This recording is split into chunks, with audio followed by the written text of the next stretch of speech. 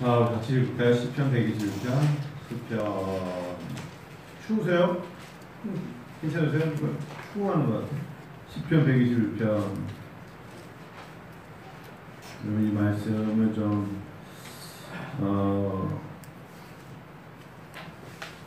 외우시면 좋은데요. 이 말씀을 참 외우시면 좋아요. 같이 읽을까요? 내가 산을 시작. 내가 산을 향하여 문을 들리라. 나의 도움이 어디서 올까? 나의 도움은 천지를 지으신 여호와께서로다. 여호와께서 너를 실족하지 아니하게 하시며 너를 지키시는 이는 졸지 아니하시리로다. 이스라엘을 지키시는 이는 졸지도 아니하시고 주무시지도 아니하시리로다. 여호와는 너를 지키시는 이시라. 여호와께서 내 오른쪽에서 내 그늘이 되시나니 낮에 내가 너를 상하게 하지 아니하며 밤에 달도 너를 해치지 아니하리로다. 여호와께서 너를 지켜 모든 환난을 면하게 하시며 또 내 영혼을 지키시리로다. 여호와께서 너의 주를 지금부터 영원까지 지키시리로다. 아멘. 여러분들의 머릿속에는 외우고 있는 게 뭐가 있으세요? 아마 어릴 적에 읽었던 책, 어릴 적에 불렀던 동요, 그런 것들 많이 기억하실 거예요. 그러니까 사실 어리다는 표현은 아직도 외울만 할 때, 외우면 머릿속에 차곡차곡 남는다고 느껴질 때 뭘 집어넣어야 되냐면, 물론 많은 영어 단어도 넣어야겠죠. 근데 말씀을 외우게 해보세요.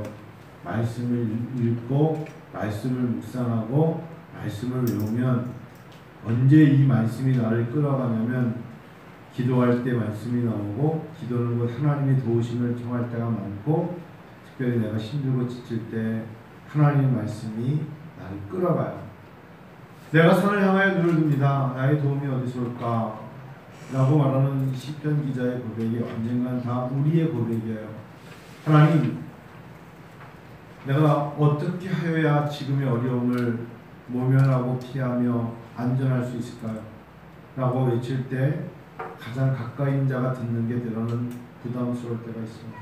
그게 인간이기 때문에 인간이 인간에게 도움을 청할 것이 있고, 사람이 사람에게 도움을 청할 때 더 부담을 줄 수가 있는 것이 너무나 많은 것이 불완전한 인간의 휴먼 빙입니다. 우리는 완전하지 않습니다. 그래서 누군가에게 완전함을 보이려는 그 사람은 진짜 부족함이 많은 사람입니다. 왜요? 그 사람은 위선자이기 때문입니다. 위선이라는 단어는 무도회에 마스크를 쓰고 있는 것과 똑같은 것입니다. 불완전합니다. 하나님 앞에서 우리는 어찌 보면 나는 부족하고 불완전하지만 완전하신 하나님을 의지하는 것이, 신뢰하는 것이 사실은 믿음입니다. 그 하나님을 믿기 때문에 매일 새벽마다 하루도 빠지지 않고 하는 게 있다면 저는 여기 몇 분이 계시던 사도신경으로 시작을 합니다. 그리고 그 사도신경을 다시 한번 제 자신이 너는 믿니? 라고 물어보고 설교를 시작합니다. 전능하사 천지를 만드신 하나님 아버지를 내가 믿사오니. 이게 바로 사도신경의 첫 고백이죠. 전능하사 천지를 만드신 하나님 아버지를 내가 믿습니다. 여러분 믿으시나요? 기자님 지금 마스크에서 봤더니 아멘한 게 약간 살짝 이렇게 부러졌거든요. 아멘이니까 아니면 어떤 겁니까? 아멘이죠? 네, 아멘. 아멘할 줄 알았더니 이래. 이 신앙 고백이 진짜 어려운 고백이에요. 전능하사, 당신은 전능하십니다. 천지를 만드신 하나님 아버지를 내가 믿습니다. 그 다음부터는 여러 가지를 말하는데, 그래서 성령께서 역사하시고 잉태하심을 또한 믿고 부활하심을 믿고 우리와 함께 하심을 믿는데, 가장 중요한 것은 전능하신 하나님을 믿는다는 것입니다. 전능하신 하나님을 믿기 때문에 오늘도 나는 나에게 행하신 하나님의 도움이 있기 때문에 나는 당신을 찾고요, 당신을 의지하고요, 당신을 바라보며 나가는 것입니다. 목회를 어떻게 하냐고 물어보면 저는 이렇게 대답합니다. 전능하신 하나님을 믿는 것을 목회한다고요. 아니 어떤 설교의 준비는 어떻게 합니까? 교육의 준비는 어떻게 해야 됩니까? 상담의 기법 다 맞아요. 근데 그보다 가장 중요한 걸 물어보면 전능하신 하나님을 진정 믿으셔야 합니다. 전능하신 하나님을 믿지 않으면 그 다음부터는 나머지는 다 기술에 불과합니다. 근데 에릭 프롬한테 물어보세요. 사랑의 기술 같은 건 거기 많이 있으니까 그런 기술책은 거기서 배우세요. 정말 배워야 되는 게 아니라 마음속에 새겨야 되는 건 아빠가 아니고 하나님 아버지십니다. 언제 어떻게 아빠 소리가 커졌는지. 네? 전능하신 하나님을 믿으셔야 돼요. 하나님은 우리의 주권자이십니다. 오늘 시편 기자가 121편에서 내가 산을 향하여 눈을 듭니다. 나의 도움이 어디서 올까요? 하면서 2절 같이 읽어요. 시작. 나의 도움은 천지를 지으신 여호와이시로다. 저는 오늘 9시 예배, 11시 예배 두 번에 거쳐서 꼭 고백하고 싶었던 건 이겁니다. 하나님의 주권을 믿지만 하나님의 일은 이해가 안 됩니다. 하나님의 주권을 믿습니다. 그래서 순서가 하나님의 주권 하에서 하나님이 일하신 것을 이해하려고 노력합니다. 하나님이 하신 걸 이해하여 하나님의 주권을 받아들인다면 저는 아무것도 받아들일 수 없습니다. 하나님이 하시는 일을 도저히 제 지식으로는, 제 이해력으로는 이해할 수가 없습니다. 하나님은 어떻게 제가 이해할 수 있겠습니까? 쉽게 말하면 제 눈으로 천지를 볼 수가 없습니다. 제 이성으로, 제 느낌으로, 제 지식으로 하나님 내 눈 너머에 있는 것을 볼 수가 없습니다. 제가 앞에서 설교에 말씀드린 것처럼 나는 내 눈에 그것밖에 보이지 않습니다. 내 눈에 보이는 것밖에는 제가 볼 수가 없습니다. 그게 저의 고백입니다. 제 눈에 보이지 않는 것도 존재합니다. 제 눈에 보이는 것 가지고 제가 다라고 할 수 없습니다. 보이지 않기 때문에 저는 우리 자녀들을 위해서 기도합니다. 우리 영원이가 지금 막내가 지금도 보이지 않습니다. 기도할 뿐입니다. 왜요? 내 눈에 벗어났다고 내가 어떻게 따라다닐 수가 없습니다. 하나님이 그와 동행하실 거라 믿고 하나님 앞에 기도할 뿐입니다. 나는 누구를 따라다닐 수 없습니다. 내가 도와줄 수가 없습니다. 아빠라고 소리 질러도 걔가 어디 있든 나는 도와줄 수 없지만 천지를 지으신 하나님은 그 아이를, 내 딸을 도와줄 수 있을 것입니다. 그래서 물어봅니다. 나의 도움이 어디서 옵니까? 여러분의 도움은 어디서 옵니까? 라고 물어보면 여러분이 대답하셔야 돼요. 천지를 지으신 여호와에게서입니다. 이것이 신앙 고백의 시작입니다. 그럼 그분은 어떤 분이냐? 이렇게 말하기 전에 저는 제 마음의 신앙의 고백 속에 그러면 내가 하나님의 도움을 찾을 그런 상황이 어떨 때 하나님의 도움 어디서 올까요? 라고 물어볼까? 결국은 염려와 두려움입니다. 너무나 풍족해요. 너무나 완전해요. 너무나 부족함이 없으면 나의 도움이 어디서 올까요? 이런 질문 잘 안 합니다.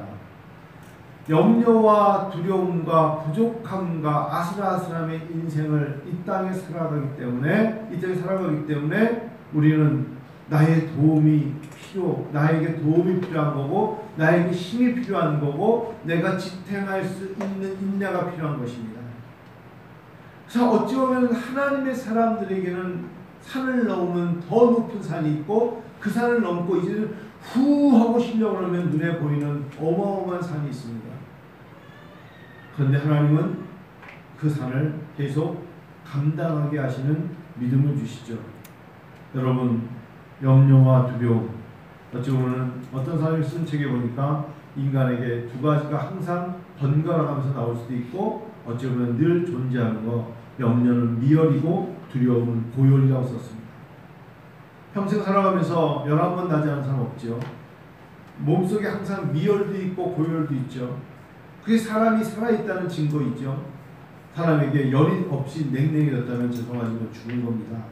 시체입니다. 내가 지금 좀 덥습니다. 내가 땀이 납니다. 라고 말하는 그 내면에는 우리가 살아있다는 증거죠. 그래서 염려라는 것은 어쩌면 하나님 나에게 주신 미열 같은 것입니다. 정말 두렵다는 건 너무 두렵다는 것은 순간적으로는 고열 같은 거죠. 여러분, 어떤 일로 염려하십니까? 제가 볼 때 염려와 두려움, 내가 나의 도움이 어디서 올 거라고 하나님께 고백하는 이 신앙의 고백의 해결점부터 바라봐야 합니다. 어떻게 이 어려움을 이길 수 있을까? 여러분 잊지 마세요. 순서입니다. 결국 신앙생활은 순서입니다. 가장 우선순위를 어디에 두느냐에 따라서 나머지 것들은 순차적으로 해결됩니다. 급하면 빨리 119를 불러서 우리가 가야 될 곳이 예를 들면 응급실로 가야 되듯이 순서를 기다려서 주사를 맞을 때가 있고 응급환자입니다 하고 빨리 가야 될 때가 있듯이 하나님 앞에 내 자신이 지금 너무 급하니까 당신의 도움을 청합니다. 순서입니다. 순서. 그런데요, 여러분, 내가 조금 미열이 난다고 응급실 가진 않죠. 머리 대보니까 조금 미열이, 아니, 뭐 코로나19 말고, 그런 거 말고, 근본적으로. 제가 이제 월요일, 화요일날 지난주까지, 제가 사실 다음 주, 내일이죠. 이번 한 주까지 굉장히 바빠요. 월요일날 성적을 매겨야 돼요. 7과목이에요. 성적표만 출석부, 출석표, 성적표, 산출 근거 해가지고 하려면 눈이 좀 빠질 거예요. 월요일부터. 근데 월요일날 공청회가 있어요. 학교 이름 바꾸는 공청회네. 그러니까 우리 이제 신학대학의 학생들이니까 사람들 여러분 이런 걸 놓치면 안 되는데 근본을 놓치는 거예요. 제가 제일 껄끄러우니까 왜냐면 요즘 저희 학교가 신학생으로는 학교가 운영이 못 돼요. 신학생학과 안 되니까 제일 많이 모이는 과가 상담학과. 상담학과 제일 많아요. 학생 수가. 계약학과. 토요일마다 모이는 계약학과. 직장생활하면서 공부하는 계약학과. 그 다음에 코칭학과. 한 40명. 코칭학과. 그 다음에 사회복지학과. 그 다음에 유학생들. 그렇게 해서 600명을 만드는 거예요. 신학생이 이번에 2명 들어왔어요. 그러니까 신학과는 저들 눈에는 없으면 좋을 거야. 이 학교가 시작이 역사와 전통으로 이름도 대한신학대학원대학교에서 신학교지만 신학과는 껄끄러운 존재야. 뭐든지 다 체풀이 있어야 되고 뭐 껄끄럽잖아요. 그래서 제가 계절학기 하는 동안에 공청회를 1차 공청회 열었는데 4가지 이름이 나왔는데 다 신학을 뺐어요. 예를 들면 괜찮다고 이런 분들이 한빛대학원대학교, 또 하나는 서서울대학원대학교 이런 식으로 신학을 싹 뺀 거야. 예를 들면 뭐 서서울 상담 무슨 뭐 대학원대학 이런 식으로 싹 바꾼 거야. 그러니까 이제 다들 이제 신학생들이 뭐 들고 일어나는 거죠. 아니 과장님 신학과장이신데 거기에서 어떤 말씀을 하셨습니까? 어제도 저녁을 영원히 하고 먹고 있는데 학생들이 계속 전화하는 거야. 그럼 어떻게 신학을 뺄 수 있습니까? 우리가 역사 전통이 있죠. 그래서 또 칼국수를 먹어야 되니까 처음 듣는 이야기입니다. 제가 내일 월요일날 공청회 가서 어떤 위대한 분들이 그런 의견을 했는지를 들어보면 제가 딱 앉으면 언제 그랬냐는 듯이 아무도 말을 하지 않습니다. 저만 없으면 손을 들고 그냥 뭐 서서울학교 밖에서 떠다가 제가 딱 앉아있으면 우리 학교는 역사와 전통이 있기 때문에 신학이라는 단어를 써서 안 됩니다. 이렇게 싹 바뀌는 분들이 굉장히 많아요. 내일 가봐야 돼요. 근데 사람들은 항상 자기들의 입장으로 가요. 내일 뭐 공청회가 있다니까 시끄럽겠죠? 공청회가 끝나고 또 뭐 총장과의 제가 만남이 있고 뭐 그래요. 화요일날 또 교수 퇴직을 뭐 올림픽 파크테리에서 한다고 해서 거기 이제 결산하는 거죠. 뭔가 있어요. 자 여러분 우리가 살아가면서 항상 자기 스케줄이 자기에게 무슨 말을 할까? 염려거리를 주는 게 얼마나 많아요. 염려거리를 주는 게.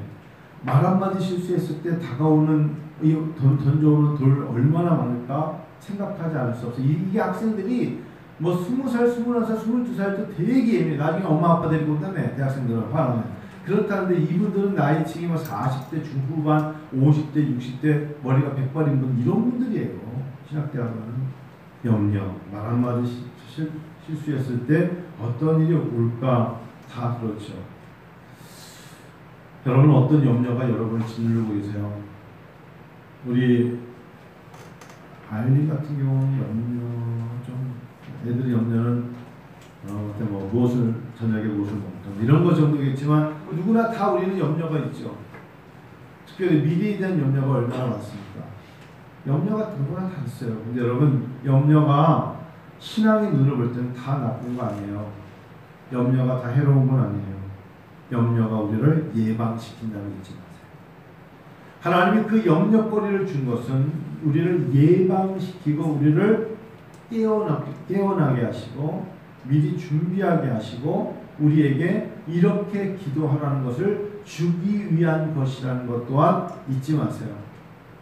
나의 도움이 어디서 옵니까? 천지를 신 여호와 하나님입니다. 그러나 내가 가지고 있는 그 염려를 가지고 하나님 앞에 나갈 때 단지 염려가 해로운 것만은 아니기 때문에 다시 한번 내가 가지고 있는 문제를 하나님께 고백할 때 정확하게 하면 되는 것입니다. 염려 때문에 천지를 지으신 여호와 하나님을 멀리하면 안 돼요. 나의 염려가 하나님부터 멀어진 것은 분명히 하나님의 선하심을 이루시게 하는 것이 아닌 것을 확신합니다. 나에게 염려가 오고 나에게 두려움이 올 때일수록 더 하나님께로 가까이 가려고 노력하고 그분을 붙잡아야 됩니다. 왜요? 그분은 너를 실족하지 아니하게 하며 너를 지키시는 이가 졸지 않고 너를 돌봐주기 때문이야. 이 믿음이 있기 때문입니다. 하나님은 결국은요, 기꺼이 인내하는 자, 기꺼이 기다리는 자, 기꺼이 기다리면서 참을성 있게 기다리는 자에게 하나님은 당신의 뜻을 이루어요. 제가 지난주에 말씀드렸죠. 참을성 없는 마음이 하나님의 뜻을 가로막는다. 이게 어찌 보면 제가 평생 간직해야 될 저에 대한 고백이에요. 참을성 없는 마음이 나에게 하신 하나님의 뜻을 가로막아요. 하나님의 세계는 하나님이 나에게 기대하는 건 2020년에 다 이루려고 그렇지 않을 수 있어요. 이것을 순차적으로 참을성 있게, 또한 하나님이 오늘 설교한 것처럼 참을성 없는 마음이 하나님의 치료를 가로막아요. 치료는 하루아침에 치료받을 수 있지만 오랜 시간을 하나님이 요구하시죠. 오늘날의 시대를 누가 그랬어요? 인스턴트 만족의 시대라고 합니다. 인스턴트 만족의 시대의 가장 큰 특징은 뭐냐? 오랜 시간 준비하려 들지 않는다. 오랜 시간. 여러분, 과정이요. 미국은 아직도 학부에 신학이 없어요. 학부에 의학이 없고 학부에 법학이 없어요. 미국이라는 나라가 그게 전통입니다.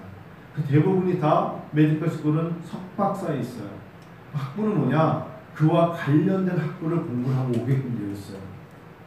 그래서 미국에서 세미나리나 디비니티 스쿨에 들어가는 학생들은 대부분 인문학 공부를 시킵니다. 영문학, 아니면 우리가 말하는 영문학이죠. 근데 자기가 국어가 되겠죠. 프랑스어라든지 언어라든지 철학이라든지 고전이라든지 많은 학문을 하고 그 위에 철학을 공부하고 법학을 공부하고 비슷한 공부를 한 다음에 법학을 공부하고 의학을 공부하고 신학을 공부하게 되어 있어요. 그래야만 그런 기초적인 학문 위에 신학을 해야 신학에 대해서 더 확고하게 전할 수 있고 그런 어떤 상위적인 이야기를 한단 말이에요. 제가 보니까 그 말이 굉장히 타당하고 폭이 넓고 생각의 폭이 넓고 되게 의연하고 무엇인가 그럴듯해요.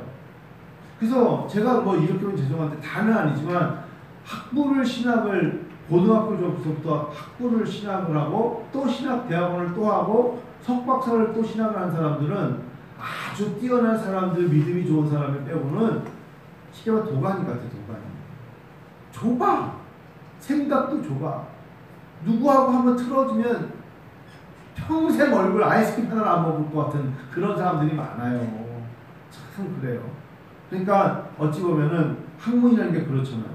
더 높아갈수록 다양해야 되고 폭이 넓어야 되고 우리도 모르게 이제 그런 것들을 추구하지 않습니까? 제 마음속에 요즘 하나님 우리에게 염려거리 주시는 게 있어요.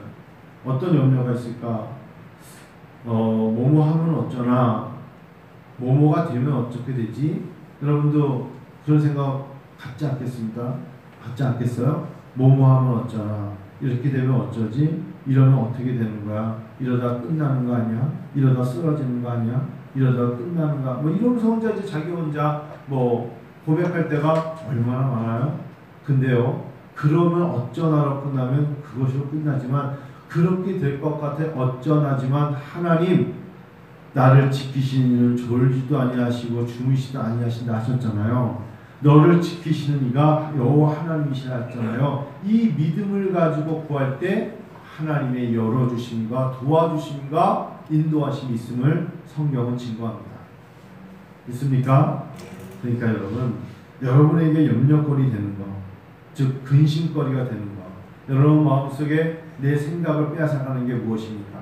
그것을 하나님의 말씀에 보여드리고 올려드리세요. 그리고 외치는 거예요. 제가 보니까 염려는 제 노트에 이렇게 적었어요. 염려는 결국 쓸데없는 것으로 끝난 게 훨씬 많다.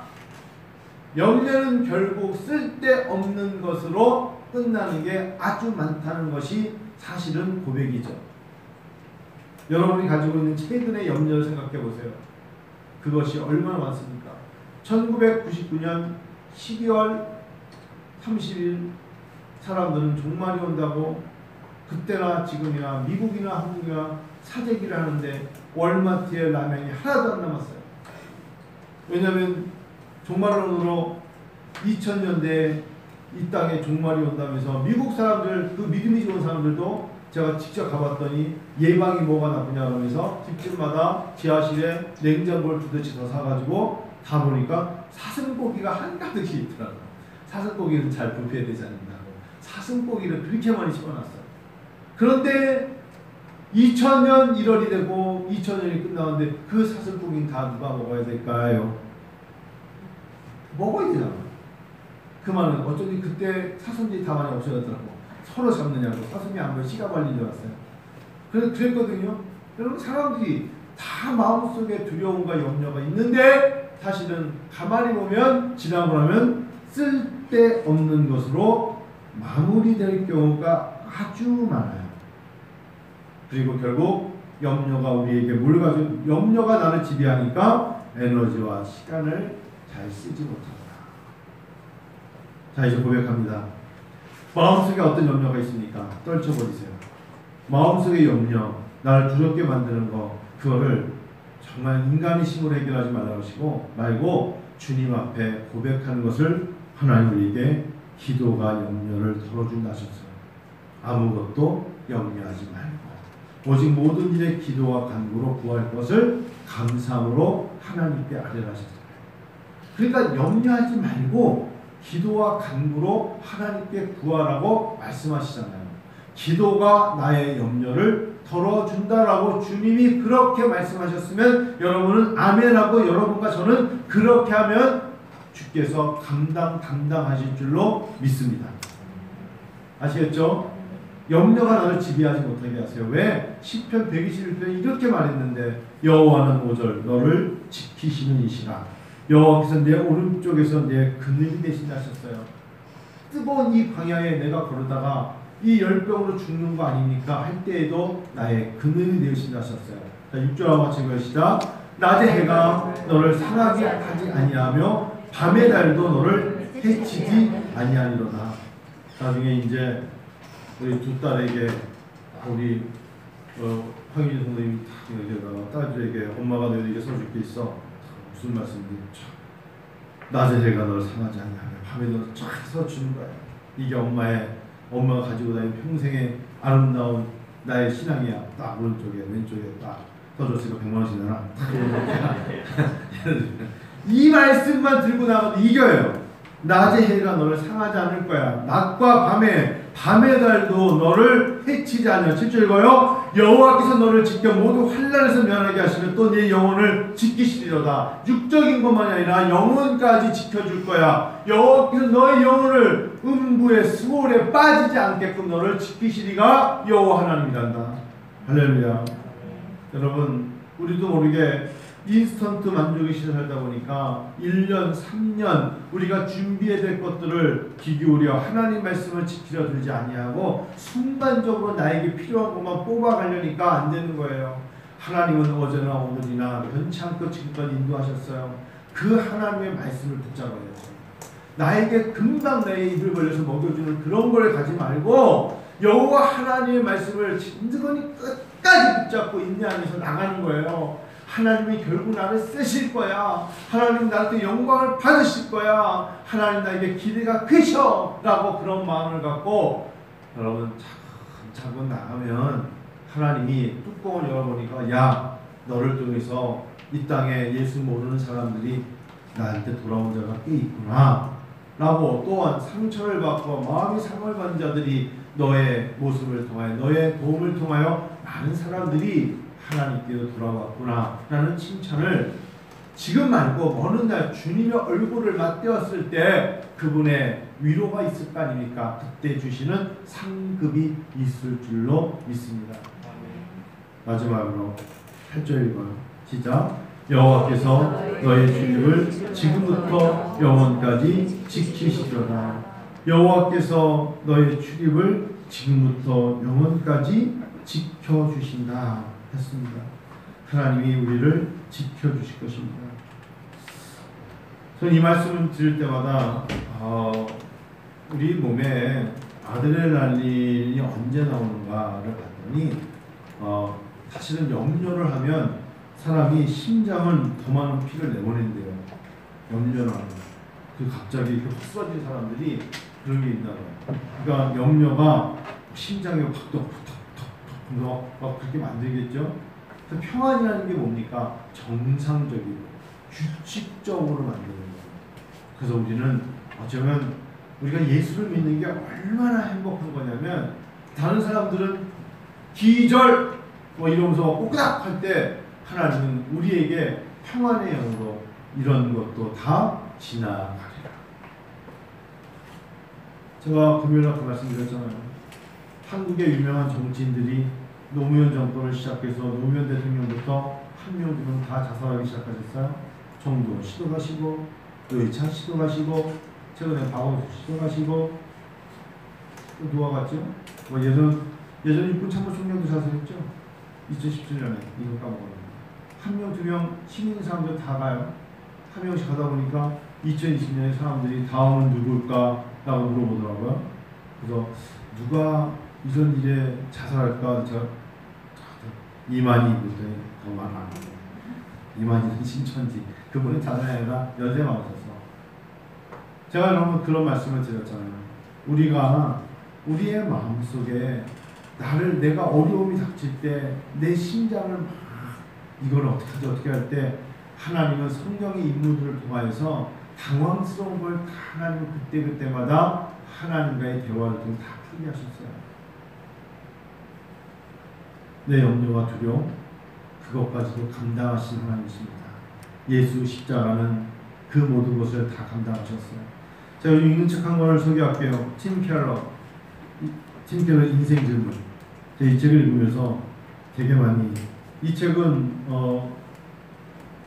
이 안에 있는 내용은 그 옥스퍼드 대학에 가서 학생들과 대화를 하면서 쓴 책이에요. 근데 의외로 뛰어나다고 말하는 학생들이 질문이 참 단순한 질문이 많더라. 단순한 질문. 팀 켈러가 근데 팀 켈러의 답은 결국은 답을 어디서 뽑아서 주냐면 제가 빨간 펜으로 순종하신 예수님이라는 부분을 쫙 보면서 뭐냐면 어떻게 신이 죽을 수가 있을까? 어떻게 전능자이신 예수님이 겟세마네 동산에서 기도하시는데 내가 매우 고민하여 죽게 되었다고 말할 수 있을까? 신의 나약함. 그러니까 여러분 인간이 가지고 있는 내면을 다 보여주는 거예요.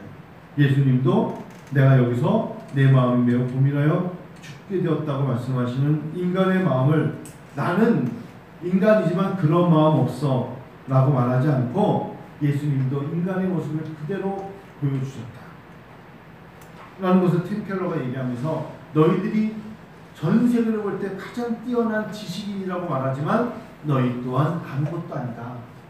너희들이 스스로 아무것도 아닌 것이냐 숨기면서 내가 지성인의 대단한 지성이라 말할 수 있지만 너희들 내면에 숨어있는 그 불안함과 염려는 이루 말할 수 없을 것이다. 그래서 팀 켈러가 맨 마지막에 그들에게 요구합니다. 인생의 질문을 신에게 여쭤봐라. 너희들이 한 번쯤은 들었던 그분이 너희들의 인생의 질문에 답하실 것이다. 그분의 이름을 말해줄까? 예수 그리스도다. 그랬더니 학생들이 기립박수를 쳤대요. 그거 왜 그럴까요? 맞습니다. 자기들이 가지고 있는 지식을 볼 때 예수를 믿는다는 게 하찮게 여기는지 모르지만 사실은 우리가 가지고 있는 이 한계를 극복할 수 있는 일은 바로 방법은 오직 다시금 나를 주관하시는 신 앞에 엎드릴 수밖에 없다. 추워요? 네. 라고 말하고 끝내는 게 인생 질문, 팀 켈러의 인생 질문에 나오는 이야기입니다. 그렇죠. 여러분 어찌 보면은 너무나 맞는 이야기예요. 점점 고학력, 고학위 시대가 갈수록에 인간은 한계를 맛볼 수밖에 없어요. 인간은 아무것도 할 수 없습니다. 포스트 코로나가 닥쳐와도 아무것도 할 수 없습니다라고 말할 수밖에 없을 겁니다. 그래서 여러분 우리의 도움은 하나님밖에 없어요. 하나님 앞에 도움을 청하고 내가 어떤 것을 통하여서 내 자신을 극복하려는 그 내면에 바로 여호와 하나님께 너의 출입을 지금부터 영원까지 지키시리로다. 찬양 드리겠습니다.